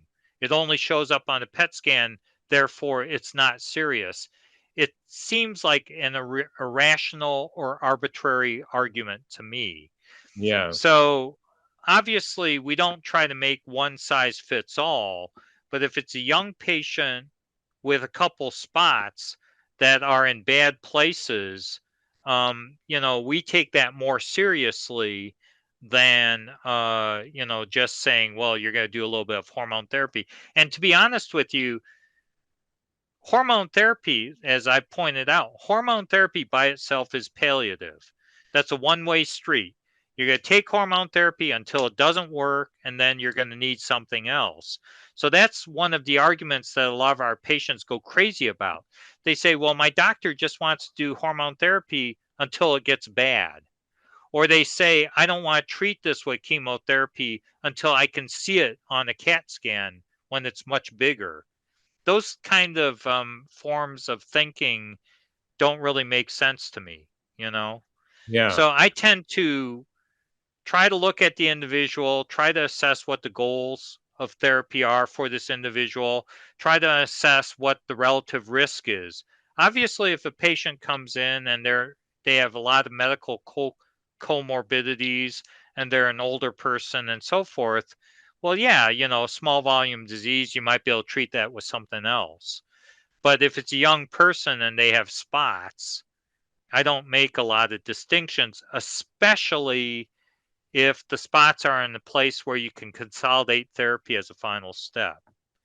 So, for instance, if a guy has 13 lymph nodes in his retroperitoneum and they're all small and they're going down into the common iliac vessels and I know that my last step is going to be consolidative radiation therapy of all that, I have no problem doing the triple therapy followed by consolidated radiation therapy with intent for cure. So when you say the retroperitoneum, where do you mean? It's the Haven't you back of the explained? tummy, back of the tummy, Yes, thank you. Back, right? retroperitoneum, Yeah. below the And diaphragm. those are often tricky, right? Those are often, so that's the great thing about imaging. They can find those. Yeah, I think that the reason that the discussion is a very relevant one, I would say in this era of PET imaging, we're seeing disease earlier. When you talk about seeing disease earlier, then the next question is where do you see it? I would say that probably 80% of our patients, we see the disease either recurring in the pelvis, Mhm. around the lymph nodes, or in the retroperitoneum below the diaphragm. I You know, see. that's a hot zone for recurrence, especially in the era of PET. And that's imminently well, that's curable disease, provided you see it, provided you treat it aggressively, and then you do something kind of definitive at the end, But like it's still not too radiation. far away from the prostate. You're still handling it with chemotherapy? Yeah, I mean, if it's scattered about, and if it's evident that it's probably metastatic, and of course, one of the things that we talk about is a lot of times the things that you see are not the things you have to worry about. Hmm. So if you see a couple spots here and there, that's not what we're fearing. What we're fearing is all the other stuff that might be hiding in the body as micrometastatic disease that you don't even know about. So Yes. that's where really aggressive systemic therapies come into play in terms of, handling what's going on with the patient. You can explain what the drug does if you want. You probably should. But, we used to talk about Pluvicto, and there was a trial called the Vision trial. There was a phase 3 trial that got this drug approved. It's a radioligand therapy. And a lot of people, this is approved now for castrate-resistant prostate cancer, but there's all these trials going on right now of testing men with castrate-sensitive prostate cancer. So I wonder how you feel about Pluvicto possibly getting FDA approved sooner or earlier in the stages in the situation for men with prostate cancer, not just later on. How do you feel about where Pluvicto is going? First, tell the audience where it is, and maybe you can factor fiction of where it's going. It is approved for treatment of patients with metastatic prostate cancer who have hormone resistant forms of prostate cancer and who have previously received at least one form of taxane based chemotherapy and have had some experience with an ARPI or androgen receptor pathway inhibitor. So it's currently approved. It got approved Yes. in March of 2022 for the treatment of advanced hormone refractory prostate cancer, metastatic, which is also evident on a PSMA PET scan. So you have to be able to see the disease on a PSMA PET scan. So we call that the post taxane space. Patients who have already been treated with taxane with hormone refractory disease. Um, Pluvicto is approved for that. People want to test the utility of Pluvicto prior to getting chemotherapy, um, partially because it would be nice to be able to treat the disease very effectively without necessarily having to get chemotherapy, obviously. And trials have been conducted in the space before chemotherapy, so hormone sensitive forms of cancer. And I know that you'll be disappointed, but I don't really have eyes on the inside of this, and it would not be my kind of it would not be good for me to speculate whether it will be approved or will not be approved. I just don't have information on that, but I do know that the studies have been conducted, and that the discussions between the sponsor, which for Pluvicto is Novartis, and the FDA are probably ongoing. But I think that answers the question, and I'm sorry to throw you such a curveball. People have accepted Pluvicto in this space that you described, but what's really happening with Pluvicto is it's being tested earlier and earlier and earlier to the point where I'm kind of going, wow, that's pretty early. So, this is something to look out for. Is this going to be positive or not? But we're going to get that information very soon. I don't know either. I just wanted you to talk about it. As an opinion, outside of whether it will get approved or not to get approved in that space, which I can't even speculate about, but as an opinion, anything that can be used early on to effectively knock out the disease, I think it's a good thing. Yeah. And I think we do have to focus more and more attention on that particular space. And I do, in my mind, see potential roles for radioligand therapies in that very early space. So, if I were able to just pick and choose and say, this is the way I treat the disease and this is the way I want things to go, that would be an area that I would be looking at, definitely. That brings up the other radioligand therapy that we get a ton of questions on, and I brought it up to you before, and it's being tested right now in Europe and a variety of other places geographically. It's called actinium. So actinium right now is being tested for, correct me if I'm wrong, even for people who have failed Pluvicto or failed lutetium, that this becomes another option. So are we going to hear about the possible approval or non-approval of this new radioligand therapy within the next couple of years? I think so. Definitely, trials are underway looking at uh, actinium for the treatment of advanced prostate cancer, and definitely for my patients that have traveled overseas, they've had some pretty remarkable responses to Hmm. actinium even after failing lutetium. Having said that, just like any other drug that's stronger than the previous drug, there's always also enhanced risks and side effects that we're getting our kind of getting our minds around. Actinium is an alpha form of a radiation, and I basically, without actually knowing the actual numbers, when I talk to patients, I just say, it's 5 or 10 times stronger than lutetium, meaning that it seems to be more powerful in delivering a form of radiation to the cells. And I've had patients that flat out not responded to lutetium that have gone to other institutions, most of them overseas, and gotten actinium and had very profound responses to therapy. Where we've talked about this, I mean, I throw you some softballs, but you don't have to get specific, but where overseas are you talking about? Well, I send quite a few patients to Istanbul, Dr. Kesban, Osman. and it's there's a tendency to think that you're just talking about sending patients to some random country, but Dr. Kesban practices at a JACO approved facility, so highest U.S. standards, and she is Johns Hopkins trained, and she's an outstanding physician.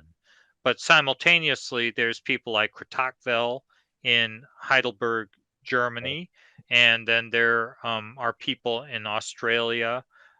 They're all outstanding individuals. And then, of course, there are centers in the United States that are working with actinium as well. Yeah. So, actinium's out there, but overseas, the principal sites are Australia, Istanbul, and Germany. And when you see him get actinium, I know you see some responses. Is permanent dry mouth still a problem? Because that Permanent dry mouth can be a real downer. permanent dry mouth. Um, so some patients get it, some patients not so much. When patients get it badly, severe cases of dry mouth, it's horrible. Yeah. They can't eat, they can't enjoy food, they can't swallow. they feel miserable. They start having other problems, like maintaining their nutrition. Yeah. Um, and a lot of people are trying to, it's like watching a action adventure movie. We're efforting that. A lot of people are trying to effort ways of mitigating against dry mouth. Yeah. And, a lot of things are being tested, but no one knows what's going to work at this point. Well, I see in a lot of papers where people still use the word. I love how sometimes we just use medical jargon to mean something so simplistic. They'll say, "Well, we tried cryotherapy to prevent dry mouth." I'm going, "Why don't you just say you used ice bags?" I mean, like cryotherapy. It's like, come on, just use the regular jargon. So, are the ice bags helping with the dry mouth from Pluvicto and or actinium, or we just don't know yet? I think that our group was disappointed with the Okay. experience with that, but I honestly can't say that it's been systematically studied.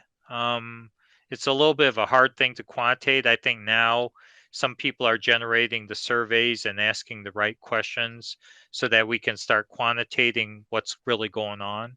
Yeah, because a guy I know that went to Heidelberg to get it, they were still putting the ice bags there to prevent the damage to the lacrimal glands or the area that produce saliva. So I thought that was just interesting. All Okay, I right, got fact or fiction for you.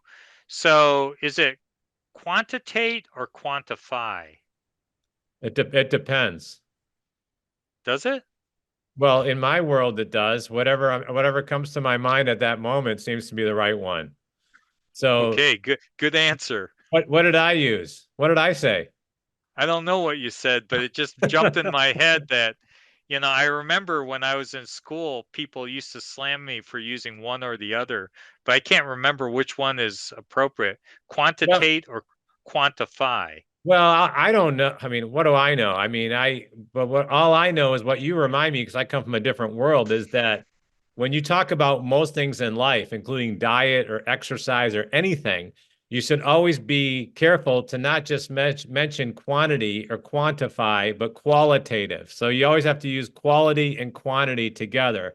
So, for example, a lot of people will say, well, my diet has changed, it's a higher quality, but I'm still not able to lose some weight. And I say, but that's only one component. The other component is quantity. So you have to quantify it, not just qualify it. So there's a lot of focus on your quality. It's the same thing. It's like quality of life versus quantity, right? You want to live as long as possible, but if you live a long life and you're miserable, you're kind of going, wait, everybody always wants both. They want the highest quality with the most quantity. So that's what I think of when you bring that up. I'm not smart enough to tell you which one should be used at the right time, because I was probably out back with my friends trying to decide who I'm going to ask out in fifth or sixth grade when when I was supposed to be in class. Again, quantity makes a difference. It's not just so. For example, I just had to review a paper the other day that looked at depression and exercise. Okay, and I always argue that patients should be exercising and not just be sold on the physical. You should be selling the mental health benefits even more than the physical health benefits, even the cognitive benefits.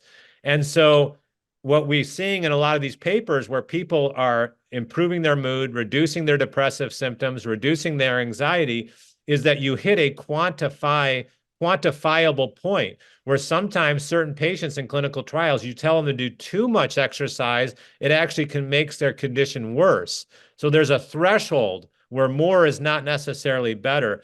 And I was just reviewing that paper, so I just thought I would throw that in. So my answer is not worthless. There's something to be held there. And by the way, you made me think of that. One of the things I always tell people is as you get older, recovery becomes as important as the actual physical activity. So whenever you're dealing with older and older Olympic athletes, they'll tell you that they'll spend twice as much time recovering as they used to do 10 or 20 years ago, and their times become better and better. We are aging machines.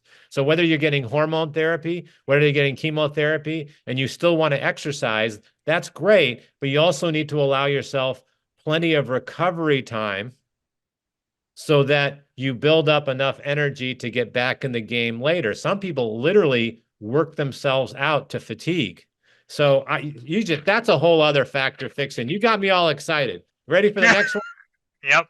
Provenge is the one and only immune therapy ever approved for castrate-resistant prostate cancer. Now, this goes to, some testing and MSI high and all that stuff. But anyway, the fact or fiction, Provenge is the only immune therapy that prostate cancer patients can ever get. Ever. Yes. Fiction, fiction. So, when a patient has advanced disease now with genetic testing, there are two parameters that you can look at that will tell you if you might not benefit from additional forms of immunotherapy. So, the two things that you want to look at on genetic testing are levels of tumor mutation burden, and the other one is microsatellite instability index. So if the index for MSI, which is microsatellite instability, if that index is high, then you are a candidate for some of the more modern forms of immunotherapy, the checkpoint inhibitors, specifically Keytruda and Opdivo, which is pembrolizumab and nivolumab, and maybe ipilimumab, which is IPI. Another thing that you want to see on genetic testing that may suggest that your cancer has enough mutations and enough foreignness to it that it might respond to an immune response is something that's called tumor mutation burden. And tumor mutation burden is basically the number of mutations that you will see per segment of DNA. And I think that it's basically how many mutations do you see per megabase unit of DNA. And the number that jumps out is a number of around 12 mutations per megabase DNA or higher. So if a patient walks in, they have advanced prostate cancer, and their tumor mutation burden is 35 mutations per megabase DNA, what it tells me is that the cancer is so chaotic that it's probably going to start looking strange to the host immune system. And the host immune system is no longer going to say, oh, you're part of our body. The immune system is going to say, you're a predator, you're foreign, and we can attack you now. Once you achieve that level of mutation, then there's a chance that you will respond to those forms of immunotherapy, the checkpoint inhibitors. And generally speaking, the medical oncologist can file that information to the insurance company, and they will typically authorize treatment with one of those forms of immunotherapy, whether it be Keytruda or Opdivo. Really good answer, because Provenge is used so early on in castrate-resistant prostate cancer, and then a lot of people think, well, I'm never going to qualify for another immune therapy again. But what a lot of people might not know about Dr. Kwon is he's actually run some big immunotherapy trials, and you're very excited about the possibility of a lot more men at some point in their prostate cancer journey qualifying for immune therapy. Fact or fiction? Fact. I was hired by the Mayo Clinic because of my interests in immunotherapy. And Yes. it was kind of embarrassing because, they hired me to do immunotherapy. And we all thought that the first thing we'd go after is prostate cancer. And a number of trials were done on prostate cancer using the immunotherapies that we were developing. And those trials were disappointing. One of the trials almost resulted in approval. That was for ipilimumab for the treatment of post-taxane forms of prostate cancer, metastatic. We got close. We got within 0.0035 or something of getting approval there, but we missed the approval endpoint. So then everyone immediately thought, well, the reason that the trial failed is because we went after patients that were too sick. So instinctively, trials were built to go after the cancer when it was earlier on in terms of formation, those trials did much worse than the other trial. And now, 20 years later, I'm sitting here thinking, well, the reason we failed is because we went in the wrong direction. We should have actually run the trials on guys who had even more advanced disease after failing chemotherapy, because that's when the cancer has become the most chaotic and the best target of an immune response. Yeah. So it took me 20 years to learn the lesson, but here we are now. But now you have your clinics are busy enough that you are testing. You're doing enough genetic testing on a regular basis that you must once in a while see high tumor mutation burden. It's on the form. It says TMB. They just, that's the short of it, TMB. And if it's high, and then you see you look for another thing, PDL1, right? PD1, and it says it'll take you through whether or not you qualify. And then there's microsatellite instability high. So you must see a million of these reports. How many actually are coming back now that you're seeing that shows that someone qualifies? And then of that percentage, how many do you see actually respond to these newer immune therapies that are approved for so many other cancers right now? I think that we presented at ASCO this last cycle, or GU ASCO this last cycle, around that.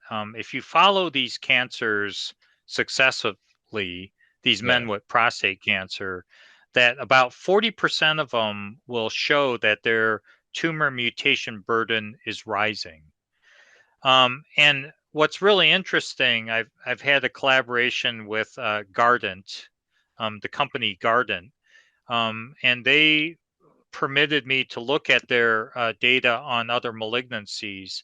And it turns out that when a patient goes to their doctor and gets a Guardant test, patients with melanoma and renal cell carcinoma or bladder cancer, they'll have the highest level of de novo tumor mutation burden, which is interesting because those are historically the forms of cancer that are immunologic targets. The cancers that have the least spontaneous mutations are things like prostate cancer and breast cancer. They have very low level of baseline mutation. However, over time, that level of mutation goes up, especially over time and with treatment. And so the moral to the story is that if you fail multiple therapies with prostate cancer, sometimes that looks bad in terms of spirits and morale, but in terms of therapeutic option, it might be a good thing because you may be opening the door for immunotherapeutic treatment.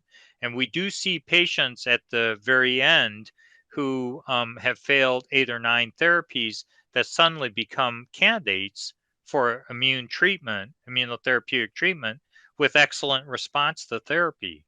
Yeah. So this is something that we're getting a handle on right now, but it's definitely interesting because it explains a lot. Why we failed with immunotherapy early on, which is the right population of prostate cancers to treat, et cetera, et cetera. Why does melanoma respond, whereas prostate cancer is a little reluctant? It's incredibly fascinating, but I think see you did win the A+ award today because you show on that slide, one of my favorite slides, you show all these immune therapies, and to the average person, they're going, "What? I've never heard of those other ones." And now you've explained how you possibly qualify for that, which then leads us into one of the ways you qualify to see whether or not you may be a candidate for one of these drugs or another type of drug is a liquid biopsy. So fact or fiction? One liquid biopsy is better than no liquid biopsy. In other words, everyone at some point, you probably would agree, should ask for a liquid biopsy, but you tend to lecture more about multiple liquid biopsies. So I'm kind of answering this question for you, but fact or fiction, just getting one liquid biopsy is better than doing nothing. That's fact. You Okay. want to get a liquid biopsy or some kind of the bottom line is that the genetic profile of cancer shifts. It changes. It's just like COVID.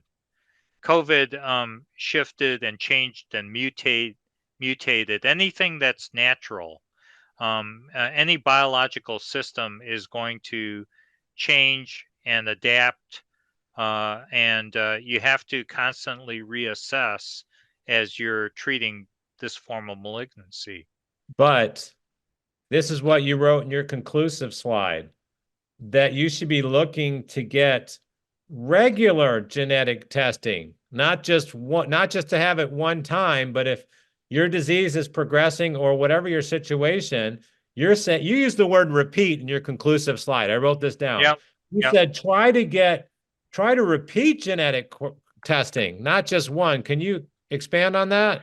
So if you have advanced prostate cancer and you're on hormone therapy and you got a genetic test before the hormone therapy, and then the cancer comes back while you're on the hormone therapy, the cancer that's coming back is going to genetically look different than the cancer you started with. So whenever you start a new treatment because a previous treatment has failed, you definitely need to repeat the genetics. Because each time you fail a therapy and start a new therapy, you're basically treating a new form of disease. You can't Yeah. just assume. And the biggest mistake I see is that patients will say, well, I did the genetic testing on my prostate that was taken out 20 years ago. And it's like, well, that ship has sailed. That's irrelevant to where you're at now. The genetics of cancer that spreads to a different part of your body is going to look different than what was in your prostate to start with. 20 years of intervening therapies are going to change what that thing looks like. Genetics change so dramatically that you could fail a therapy 3 months ago and the genetics of your cancer can be totally different. So, as part of our regimen, we typically will recheck genetics on anyone that is failing a therapy, even if it's 3 months ago. Anyone that fails the therapy. So you must deal with patients who get multiple, many liquid biopsy tests. And by the way, how do you do a liquid biopsy? Do I have to pull out a piece of tumor, or how it's called liquid? Can you walk us through Blood that? test, just a Okay. blood test. And then how long does it So, take to get the the way results? it works is they take a blood sample, they will actually enrich that blood sample for circulating tumor DNA. And then they basically will process it to see what genes are represented by that circulating tumor DNA. And typically the results are back within a couple weeks.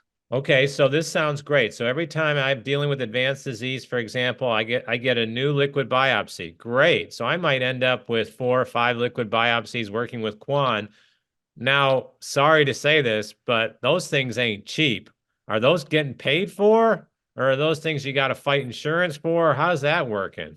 Sometimes you have to fight insurance, but sometimes they're paid for by insurance. Yeah. It's just like anything we do in medicine, sometimes you have to fight insurance for it. But if someone's getting a repeat or a second or third liquid biopsy, do you often see those covered that you don't get much pushback? We don't see much pushback. I'm going to make you look good like I usually do. PSMA PET scanning is better than any other type of PET scan. And that means what I'm saying before you answer is PSMA PET scan. Now there's so many different types. We obviously know it's a great option, but there's choline, which you primarily get at Mayo. There's fluciclovine. That's been out there for a while. There's FDG, but factor fiction, the newer PET CTs, the PSMA PET CT scans are better than any other type of PET CT scans. Factor fiction or a little of both, or how do you answer that? I think that the fact that the PSMA PET scans are readily available to everyone makes them better, because not everyone has choline. We're the only ones that have choline.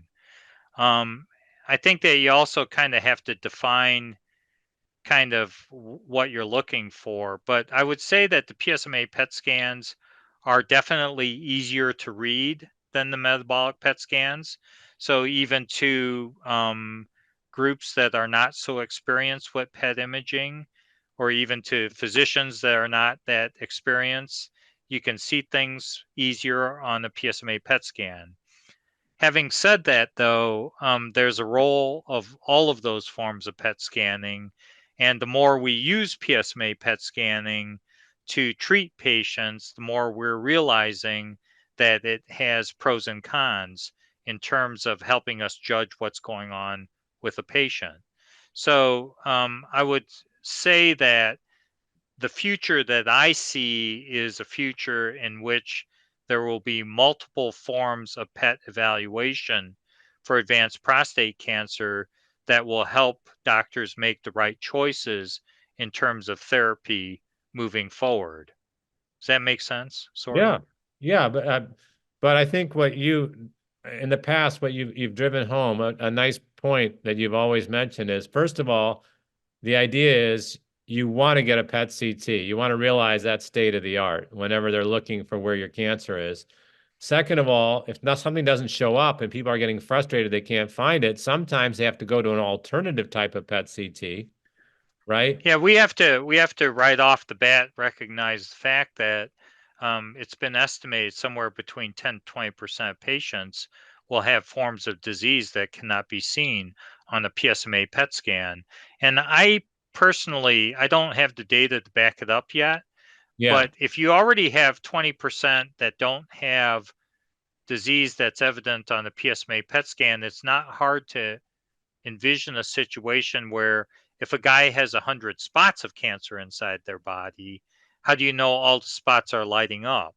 So, due to the disease heterogeneity and the instability of disease inside the body, I would not be surprised that over the long run, we find out that the PSMA PET scan is only showing us 80% of the disease within a given individual. yeah.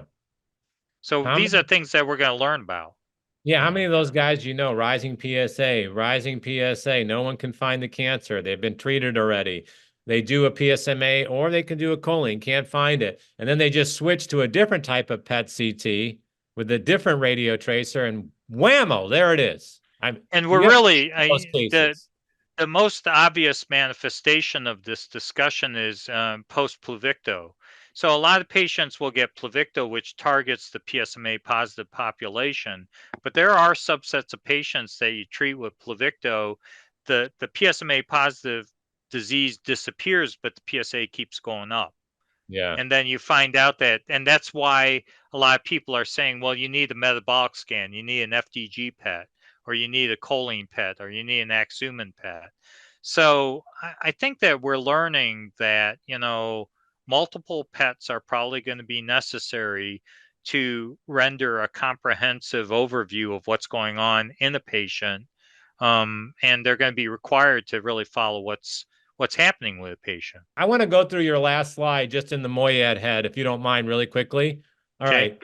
I just want to see what makes sense to us. Because patients are going to look at your last slide that you showed at the beginning of the program. Because again, to remind patients in the audience, I asked them to pick his top 5 or 10 slides. You say follow up every 6 weeks to 3 months with your doctor. And I'm going, that's great, but are you implying in person or that can also be by Zoom and computer, right? Yeah, I mean, it depends on how doctors set up their practice. For me personally, if there's imaging associated with it, I like having patient in the Yeah. room with me so I can go over the findings. I But prefer in person. But you're requiring really regular follow-up visits. I mean, every 6 weeks to 3 months, that's a lot of visits. And this is your standard. Yeah, of course, in our clinic, we have very high risk patients that can, Yes. explode very quickly. So we like to keep a pretty close eye on them. I've been doing this for a long time and I have not found any shortcuts that work. The reality is that you can never assume anything. You have to image them. You have to meet with the patients face to face and you have to look at all the data. And, no matter what you think, you can have a patient 5 years later that suddenly catches on fire. So there's just no other way I mean, other people do it other ways, but that's the way that works best for me. Well, then that brings me to your second point on your last slide. You say repeat blood tests. I'm going, fine, that makes sense. PSA, but then you throw in a couple curveballs. You say, I also want to see an ALK, phos, and testosterone measurement. Will you please explain why you want that measurement, ALK, phos, and testosterone? Why did you highlight those two? Alkaline phosphatase can sometimes indicate disease that's chewing at the bones, and it can be sinister. I mean, it can happen quite quickly where someone all of a sudden has an increase in their alkaline phosphatase, and you already know that they're trying to develop metastases in the bones. Testosterone is useful because a lot of our patients are supposed to be on hormone therapy, and in that situation, you would expect to see a castrate level of testosterone, one that's very low, especially when patients are getting their treatments through their local physicians or they're traveling around from center to center. You want to know, are they really on hormone therapy, and is the hormone therapy working? Some of the patients confuse, bone therapies with hormone therapies. They think they're on hormone therapy, but they're not really on it. You Hmm. need to verify all that stuff. Okay, And then you, especially now with the oral drug Orgovix also. So Orgovix is a relatively new drug, and it's oral, and it has a very fast on off time on it, meaning that if you don't take it, your testosterone can come up very quickly. So it's been very useful for us to gauge whether a patient is maintaining very tight control over their testosterone when they're on agents like on Orgovix. yeah, it's a good point. Then you say, try to repeat something. You talk about PET scanning. That makes sense from our discussion. You say obtain alternative conventional imaging once in a while to look at the rest of the body. What do you mean by that? So PET scanners are brilliant, and they're really amazing forms of imaging, but they do have blind spots. And one of the blind spots that gets me once in a while, and it's really horrible when it happens, is the liver. The liver is hard to see on a PET scan. The liver is hard to see on a CT scan or an Hmm. ultrasound for that What? matter. So occasionally with some of these patients, I will get abdominal pelvic MRI. Um, Especially to look for metastases that might be hiding in the liver, because when they happen, they're horrible. The other reason that you have to get pelvic imaging is PET scan's not very good for looking for little things in the pelvis. So if there's a little thing that's kind of coming back around the bladder, you're not often going to see it with a PET scan because the bladder is so bright Yeah. with PET agent. So sometimes you have to get an MRI to really see what's going on down in the pelvis. I definitely asked you twice as many fact or fictions than you probably agreed to. Sorry. But this is part of your punishment for calling me at 6:30 in the morning thinking I'm always awake when you're awake. You forgot to ask me about this package that's sitting over Yeah, here. so that's the last thing. I mean, this was very much driven by Alex. She thought, I thought to give you a puppy, and she thought, yeah, he probably can't take care of a puppy. He's too busy taking care of people in the clinic every day. This is from the heart. I don't think you've ever received such a gift in your life. I'm convinced. I So love gifts. I you're gonna love love this. gifts. You're gonna love this one. This one really shows how PCRI is family, and we kind of get to know everybody, their quirks, their By pros, their by by the cons. way, so I was trained as a surgeon, so I should be able to open this, right? But Not I am necessarily. having, yeah, I am having trouble. But I was going to share with you, I tend to be a big fan of eBay. And so Really? I ordered, yeah, actually, my entire outfit comes from eBay. Um, but that's a different story. So the funny thing about eBay is they throw things in these kinds of envelopes. And I have gotten stuff from eBay, and then I've cut it open with scissors and cut right through the thing I got from eBay. So I'm trying to Well, be very careful here. yeah, you got to be Okay, careful. through the first layer. Holy moly, it's not only got an epidermis, it's got a dermis. I didn't know that. Now I'm getting excited. You want me to sing the Quanology song? Oh my God. Quanology, Quanology. All right, here it Hey, is. what's this say? Doctor Oh, Chronology. oh, look at that. It says Dr. Quanology. Huh. And I was just singing that song. What a Fabulous. coincidence. Fabulous. And it's the right size and everything. Do you see that? You see yourself wearing that in the clinic every time you go in? Uh Honestly, no. No, okay. Well, then where do you see yourself wearing that? I can see myself in my little music studio definitely wearing this and being nice and warm and cozy for sure. Well, that's just a way of saying thanks. I mean, we did over 2 hours here of more fun, informative stuff, and you always give so much time, and we have a good time doing it, and we know we're helping a lot of people, and we always get these requests, but we want Dr. Kwon at every meeting. You know, we got this huge fan base. It's like Dr. Kwon, we get it. I'm trying to get him on there, so The get it. biggest thing that, I want to convey is, to be honest with you, I just cannot think of a more useful application of my time and energy.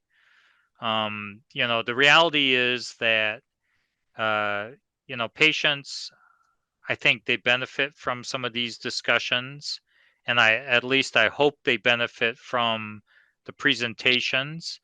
And, if we can save various people 5 minutes, 5 hours, you know, any kind of agony, anything, if we can do anything for these patients that makes their life a little bit better just by doing this kind of stuff, then you cannot monetize that. You cannot quantify how wonderful that is for that patient. I constantly think about, if I get a diagnosis and, the agony of making an appointment, the agony of arguing with an insurance company, the agony of dealing with a doctor who's dismissive of my situation, or someone that doesn't understand things, or the difficulty of, getting a scan over here and getting a biopsy over here. And then, these patients that travel from institution to institution. Whenever a patient comes to me, I just am so flattered and honored because they've taken, a big chunk of their life juices to come see me, and they deserve the best attention and care possible. So when we do these things, I don't care how much time I put into it. It always makes me feel better, especially if it's useful. I like Hey, to I can't keep wait it. to do this again. We got another factor fixing coming up at some point. So thanks for everything. I really Yeah, appreciate it. I've got next year's script in my head. I've already started working on it in my head. So that's where everything has to start. All Yeah. right. All right. Thanks, Talk Eugene. to you I'll see you soon. soon. Thanks, Dr. Kwon.